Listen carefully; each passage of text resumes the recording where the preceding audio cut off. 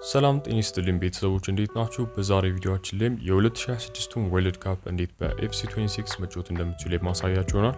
ይህም ጌም እንደ ትክክለኛው የዓለም ዋንጫ የኖክአውት ስቴጅ እንዲሁም የግሩፕ ስቴጅ ያለው ሲሆን በመረጣችሁት ሀገር እስከ ፋይናል ድረስ መጫወት ትችላላችሁ። EA ስፖርትስ ከፊፋ ጋር መለየቱን ተከትሎ ኦፊሻሊ የፊፋውን ነገሮች መጠቀም ስለማይችል እንደ ዋንጫ የመሳሰሉ አንዳንድ ነገሮች ትንሽ ሊለዩባችሁ ይችላል ማለት ነው። ኤኒዌይስ ይህንን ጌም አውርዳችሁ እንዴት ቶርናመንቱን በስልካችሁ ላይ መጫወት እንደምትችሉ የማሳያችሁ ይሆናል ማለት ነው። ለዚህ ቻናል አዲስ ከሆናችሁ ሰብስክራይብ ማድረጋችሁ እንዳትረሱ። ይህንን ቪዲዮ የኳስ ጌም ለሚወዱ ጓደኛችሁ ሼር ማድረግ ትችላላችሁ። አሁን በቀጥታ ወደ ዛሬው ቪዲዮ እናልፋለን።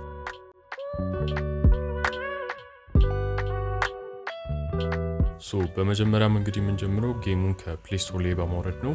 ጌሙንም አክቹሊ ከፕሌይ ስቶር ላይ በነፃ ያለምንም VPN ማውረድ ትችላላችሁ። ፕሌይ ስቶር ከገባችሁ በኋላም በቀጥታ ወደ ሰርች ባሩ ጋር በመሄድ FC26 ብላችሁ ሰርች ታደርጋላችሁ።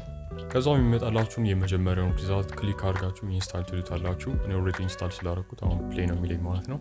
አሁን ኢንስታል የምታደርጉት 130 ሜጋባይት አካባቢ የሚደርሰውን የአፕሊኬሽን በንድሉን ነው።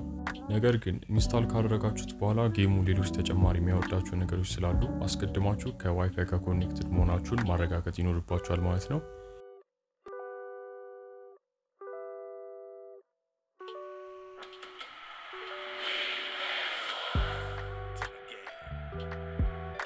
ጌሙንም አውርዳችሁ ሴትአፕ አድርጋችሁ ከጨረሳችሁ በኋላ እዚህ ሜን ሜኑ ላይ በመምጣት ፕሌይ የሚለውን በተን ክሊክ ታደርጉታላችሁ። እዚህ ጋር እንደምትመለከቱት እንግዲህ በጌሙ ላይ መጫወት የምትችሏቸው ላይክ እንደ ኦንላይን መልቲፕሌየር ያሉ ኦፕሽኖች ናቸው ማለት ነው። በመቀጠልም ከታች ከሚገኙት ኦፕሽኖች ውስጥ መጨረሻ ላይ የሚገኘውን ፉትቦል ሴንተር የሚለውን ኦፕሽን ትመርጣላችሁ። ከዛም እዚህ ጋር የምትመለከቱትን ቶርናመንት ክሊክ ካደረጋችሁ በኋላ የምትፈልጉትን ሀገር መርጣችሁ ቶርናመንቱን እስከ ፋይናል ድረስ መጫወት ትችላላችሁ ማለት ነው።